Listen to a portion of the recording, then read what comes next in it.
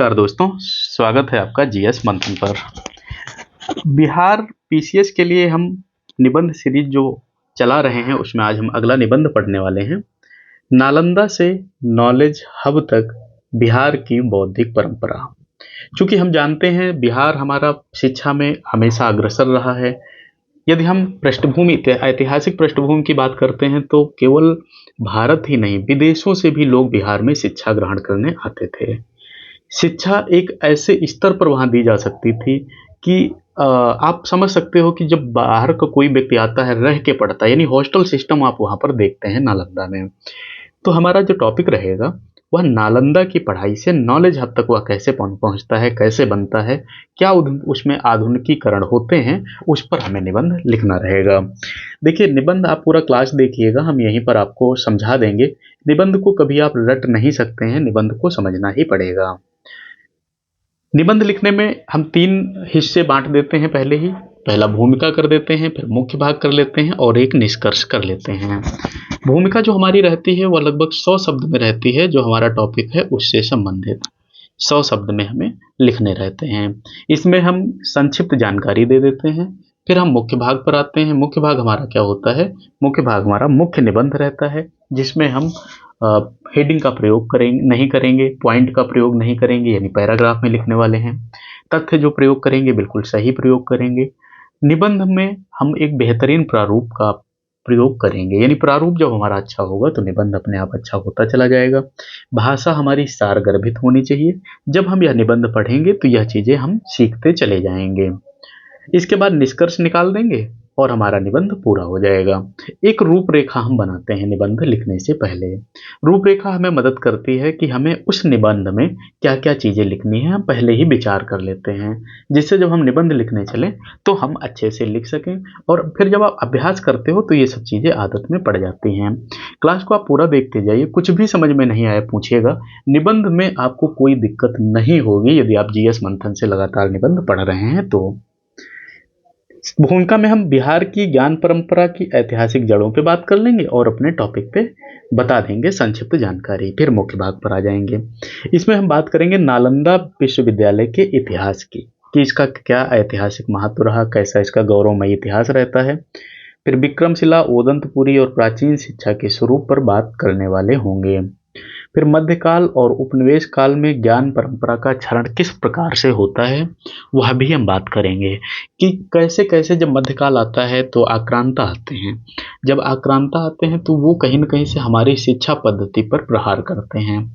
फिर उपनिवेश काल आ जाता है जब 1600 में, तो उसमें किस प्रकार से हमारी जो परंपरा है, हमारी पुरानी परंपरा है, उसका क्षरण होता है, इस पर बात करेंगे। फिर स्वतंत्रता के बाद की स्थिति को देखेंगे।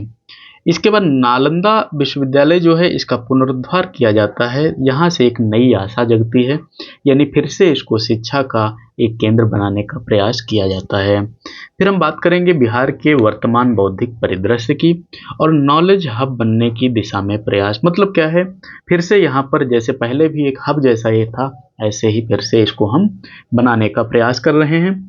इसमें हम चुनौतियाँ क्या आ रही हैं उनको देखेंगे, सीमाएं क्या आ रही हैं उनको देखेंगे और अंत में हम निष्कर्ष निकाल देंगे। जब आप निबंध लिखते हैं या फिर जीएस के पेपर लिखते हैं तो वहाँ पर आपको फैक्ट की ज़रूरत पड़ती है। ज़्यादा से ज़्यादा फैक्ट आपको कहाँ से मिलेंगे करंट अफेयर के? उसके लिए हमने सीरीज चलाई है, दैनिक सीरीज है, आप उसको ज़रूर देखा करिए। ये सारे पेपर से लेके ही आपको बना के दी जाती है। यह मेंस की दृष्टि से ही महत्वपूर्ण रहती है। तो आप जब समय पाओ देख लो। मान लेते हैं आज की तारीख में हमने कोई डाला, आज आप समय नहीं पाए तो कल देख लीजिए। आपको एक अखबार तो पढ़ नहीं रहे, पुराना हो जाएगा भाई। आपके लिए तो करंट अफेयर हमेशा नया रहता है। पहली बार क्लास देख रहे हैं तो सब्सक्राइब कर लीजिए, जिससे आपको ये सब चीज़ें मिलती रहें। आइए निबंध की तरफ चलते हैं। टॉपिक है हमारा नॉलेज से नालंदा तक बिहार की बौद्धिक परंपरा। प्रस्तावना लिखते हैं। प्रभावी भाषा कैसे होगी, आप इस निबंध को साथ में पढ़ते रहिए, समझते चलेंगे। बिहार की धरती हमेशा से ज्ञान, दर्शन और चिंतन की भूमि रही है। यहाँ की मिट्टी ने ऐसे महापुरुषों को जन्म दिया जिन्होंने न केवल भारत बल्कि संपूर्ण विश्व को ज्ञान का प्रकाश दिया है। नालंदा, विक्रमशिला और ओदंतपुरी जैसे विश्वविद्यालयों ने बिहार को विश्व गुरु की उपाधि दिलाई है। ये जो चीज़ें हमने लिखा, नालंदा, विक्रमशिला, ओदंतपुरी, ये सब आपकी ऐतिहासिक बातें हैं। ये आप अच्छे से प्रयोग करेंगे तो निबंध को एक बेहतर रूपरेखा मिलती रहेगी। आज जब भारत डिजिटल इंडिया और नॉलेज इकोनॉमी की ओर बढ़ रहा है, तब यह विचार करना स्वाभाविक है कि बिहार कैसे अपनी उस बौद्धिक परंपरा को पुनर्जीवित कर नॉलेज हब बनने के रूप में पुनः स्थापित कर सकता है। फिर हम देखेंगे नालंदा यानी ज्ञान का प्राचीन तीर्थ कैसे है। ये मुख्य भाग में हम आएंगे तो बताएंगे कि किस प्रकार से ये नालंदा जो था यह विद्यालय नहीं एक तीर्थ था। नालंदा विश्वविद्यालय केवल एक शिक्षण संस्थान नहीं बल्कि मानव सभ्यता के बौद्धिक उत्कर्ष का प्रतीक था। 5वीं शताब्दी में स्थापित यह विश्वविद्यालय विश्व का पहला आवासीय विश्वविद्यालय माना जाता है। यहाँ एक समय में 10,000 विद्यार्थी और 2,000 शिक्षक अध्ययनरत रहते थे। नालंदा में धर्म, दर्शन, गणित, खगोल शास्त्र, चिकित्सा, साहित्य और तर्कशास्त्र जैसे विषयों पर गहन अध्ययन होता था। यानी ऐसा कोई विषय नहीं है जहाँ पर नालंदा में पढ़ाई नहीं होती थी। 10,000 विद्यार्थी मायने रखते हैं किसी विश्वविद्यालय में, वो भी ऐतिहासिक समय में। आज तो ठीक है, ब्रांडिंग होती है, या तो विश्वविद्यालय अपने अपने नाम का प्रचार कराते हैं, बहुत बड़ी बड़ी चीज़ें करते हैं बच्चे बुलाने के लिए। लेकिन उस समय में जब ऐसा कोई तकनीक ही नहीं थी, फिर भी लोग वहाँ पर आते थे, बहुत बड़ी बात थी। यहाँ प्रवेश लेना सरल नहीं था। विद्यार्थियों को पहले कठिन मौखिक परीक्षा देनी होती थी। चीन के यात्री ह्वेनसांग और इत्सिंग ने नालंदा की शिक्षा व्यवस्था की प्रशंसा करते हुए लिखा कि वहाँ अनुशासन, विवेक और स्वतंत्र चिंतन का अद्भुत समन्वय था। मतलब आप ये समझो, 10,000 बच्चों को कंट्रोल करना भी तो कितना अनुशासन वाला काम रहता होगा। फिर उनको शिक्षा देना, उनके लिए पाठ्यक्रम तैयार करना, उनका पाठ्यक्रम पूर्ण कराना, फिर उनको पास कराना, मतलब कितनी समस्याएं आती होंगी। लेकिन फिर भी उन लोगों ने उसको मैनेज किया और उसको एक बेहतरीन दिशा दी शिक्षा को। नालंदा में शिक्षा केवल विद्या प्राप्त करने का माध्यम नहीं थी, बल्कि आत्मज्ञान और सामाजिक कल्याण का साधन भी थी। जो विदेशी यात्री आते थे, उनके वर्णनों से हमें पता चलता है कि वास्तव में हमारा इतिहास था कितना बड़ा। हम तो खुद को पहचानने नहीं चाहते हैं, हम तो खुद को खो देना चाहते हैं। जो आज की ये भूल भुलैया चल रही है, जो आज की ये दुनिया चल रही है, इसमें। फिर विक्रमशिला और ओदंतपुरी की परंपरा के बारे में बात करते हैं। नालंदा के साथ साथ विक्रमशिला विक्रम विश्वविद्यालय भी बिहार की बौद्धिक परंपरा का गौरव रहा है। इसका निर्माण पाल वंश के राजा धर्मपाल ने कराया था। जहाँ बौद्ध धर्म, व्याकरण, योग, तंत्र और चिकित्सा का अध्ययन होता था। ओदंतपुरी विश्वविद्यालय भी उसी काल में स्थापित हुआ था, जो बिहार की विद्वता का तीसरा महान केंद्र था। इन संस्थानों की विशेषता यह थी कि यहाँ शिक्षा अंतर्राष्ट्रीय स्वरूप में दी जाती थी। भारत, चीन, नेपाल, श्रीलंका और मंगोलिया जैसे देशों के छात्र यहाँ शिक्षा प्राप्त करने आते थे। इससे बिहार वैश्विक बौद्धिक संवाद का केंद्र बन गया था। अब हम देखते हैं मध्यकाल और पतन की कहानी किस प्रकार से आपस में जुड़ी हुई है। 12वीं शताब्दी में देखो, इसमें कोई भी बात आप लिखोगे बहुत तथ्यपरक लिखोगे और शब्दों की गरिमा को बना के लिखोगे। 12वीं शताब्दी में नालंदा और विक्रमशिला को आक्रमणकारियों ने नष्ट कर दिया। ग्रंथालयों में आग लगा दी गई, विद्वानों की हत्या कर दी गई और ज्ञान की यह परंपरा लगभग समाप्त हो गई। मध्यकाल में शिक्षा का केंद्र धार्मिक संस्थानों और मठों तक सीमित रह गया। अंग्रेजी शासन में पश्चिमी शिक्षा का ढांचा विकसित हुआ, लेकिन बिहार की पारंपरिक विद्या की जो चमक थी वह खो जाती है। देखो, अंग्रेजों ने ध्यान नहीं दिया, और जो पहले उससे मध्यकाल आता है तो उसमें तो ये था कि भैया धर्म परिवर्तन और बहुत सारी ऐसी समस्याएं रही। उनको इससे मतलब नहीं था कि आपके पास ज्ञान हो, उनको ये मतलब था कि आपकी आबादी ज़्यादा हो, जब हम लड़ने चले तो आप साथ में लड़ने चल लो, भीड़ ज़्यादा होगी तो लड़ाई में मजा आएगा।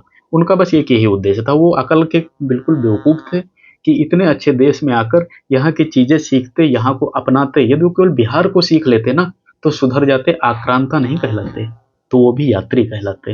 लेकिन उनमें इतनी समझ कहाँ है। स्वतंत्रता के बाद की स्थिति देखते हैं। स्वतंत्रता के बाद बिहार ने शिक्षा के क्षेत्र में कुछ प्रगति अवश्य की, परंतु राजनीतिक अस्थिरता और आर्थिक पिछड़ेपन ने शिक्षा की गुणवत्ता को प्रभावित किया। कल हमने आपको मगध पढ़ाया था। ये देखो, एक चीज़ मैं आपको और बताऊं, हम प्राचीन इतिहास को और उसको खंड वाइज पढ़ा रहे हैं, तो वो भी मेंस के पर्पज से है, बहुत अच्छा है, आप उसको जरूर देखा करिए। तो वहाँ भी हमने बताया मगध किस प्रकार से खुद को आगे बढ़ाता है। विश्वविद्यालयों में सत्र नियमित नहीं रहे, शोध और नवाचार कम होते गए, फिर भी इस भूमि ने जेपी नारायण, डॉक्टर प्रसाद, अंशु गुप्ता और कई अन्य बुद्धिजीवियों को जन्म दिया, जिन्होंने समाज में विचार और परिवर्तन की ज्योति जगाई। कहा जाता है सबसे ज़्यादा आईएएस देने वाला बिहार ही है। मतलब कहीं न कहीं से उसमें गुणवत्ता तो है, आप लोगों में हुनर तो है, आप लोगों में क्षमता तो है। बाहर मुंबई से ज़्यादा आईएएस वाईएएस नहीं बनते हैं, मतलब ठीक है अब बनने लगे हैं, अब लोग पढ़ने लगे, लेकिन पहले नहीं बनते थे, बिहार से ज़्यादा बनते थे। जबकि मुंबई पहले से बहुत आगे बढ़ चुका था, बिहार नहीं बढ़ा था। क्या कहा जा सकता है? बिहार के पास बुद्धि, बिहार के पास ज्ञान, बिहार के पास समझ ये बहुत अच्छी है। नालंदा विश्वविद्यालय का पुनरुद्धार कैसे होता है? 21वीं सदी में बिहार ने अपनी खोई हुई शैक्षणिक पहचान को पुनर्जीवित करने की दिशा में ऐतिहासिक कदम उठाया। 2010 में विश्वविद्यालय का पुनरुद्धार हुआ। यह नया नालंदा विश्वविद्यालय राजगीर में स्थापित किया गया, जो अंतर्राष्ट्रीय सहयोग से संचालित है। इसमें भारत, चीन, जापान, कोरिया, सिंगापुर सहित कई देशों का सहयोग शामिल है। नए नालंदा विश्वविद्यालय में पर्यावरण अध्ययन, इतिहास, अंतर्राष्ट्रीय संबंध और बौद्धिक अध्ययन जैसे विषयों पर विशेष जोर दिया गया है। यह आधुनिक युग में बिहार को पुनः वैश्विक शिक्षा मंच पर लाने की दिशा में बड़ा कदम है। जैसे निबंध आपको पढ़ाते हैं, ऐसे मेंस की आंसर राइटिंग कराते हैं, यानी एक एक चीज़ उसमें भी समझाते हैं। यदि आपने सब्सक्राइब नहीं किया है तो कर लीजिए, जिससे आपको बराबर लाभ मिलता रहे। फिर बिहार की वर्तमान बौद्धिक परिदृश्य देखते हैं। आज बिहार में अनेक शिक्षण संस्थान जैसे पटना विश्वविद्यालय, IIT Patna, NIT Patna, Chanakya National Law University, AN college, agriculture university शिक्षा के नए केंद्र बन रहे हैं। तकनीकी और उच्च शिक्षा की दिशा में राज्य धीरे धीरे आगे बढ़ रहा है। बिहार के विद्यार्थी देश भर में प्रतियोगी परीक्षाओं में अपनी प्रतिभा का लोहा मनवा रहे हैं। यूपीएससी, इंजीनियरिंग, मेडिकल और अन्य क्षेत्रों में बिहार के युवा लगातार शीर्ष पर।